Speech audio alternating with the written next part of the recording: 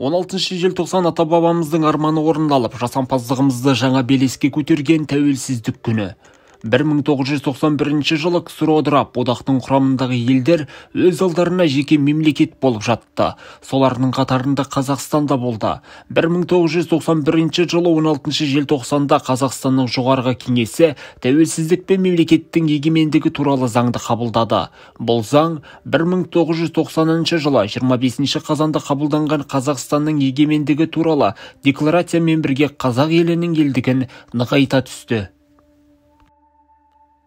Тарихқа көз жіберетін болсақ, тәуелсіздік 1986 жылғы желтоқсан оқиғасында алаңға шыққан жастардың ерік жігері, ең алдымен барша қазақстандықтың арман мұратының салтанат құруы.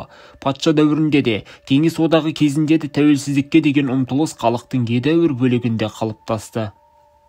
Біз бірнеше жүз жыл отаршылдықтан кейін 20 ғасырдың аяғында қайта жаңғырған мемлекетпіз.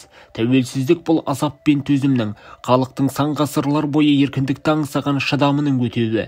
Тәуелсіздік сияқты ұлттық мерекені бүгінгі таңда қазақ халқы жүрегімен сезінуі тиіс. Тәуелсіз елдің ең басты тұғыры ол қоғамның, сол мемлекеттегі жергілікті ұлттың рухы, жігері, қоғамдық санасы.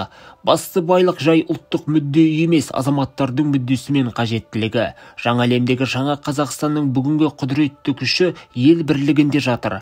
Қазақстан үшін 21 ғасыр тарихының жаңа парағы парасат пен пайымға толы.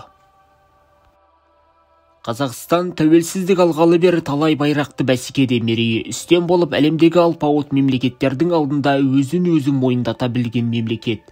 31 жылдың ішінде еліміз іргелі жетістіктерге қол жеткізді. Саяси аренада, білім бәсекесінде, спорттық сайыста сындарлы кезеңнен мүдірмей өтіп, мақсатын айқындап, жаңа белестен қарғып өтті. Құрметті жас ұрпақ, енді елдігіміз бен егемендігімізді сақтап қалу саған жүктелген қасиетті парыз.